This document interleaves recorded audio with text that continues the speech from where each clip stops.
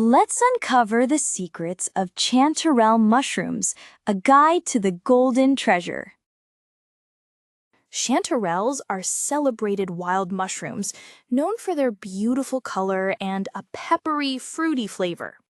They grow worldwide, forming a beneficial symbiotic relationship with the roots of host trees. Their key features are blunt, forked ridges, not sharp gills, and a faint apricot-like aroma.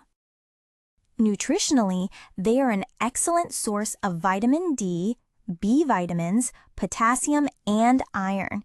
Those seeking nutrient-dense, low-calorie foods or plant-based iron sources can benefit most. The danger is misidentification with poisonous lookalikes, which can cause gastrointestinal distress. Untrained foragers and those with mushroom allergies should exercise caution or avoid them entirely.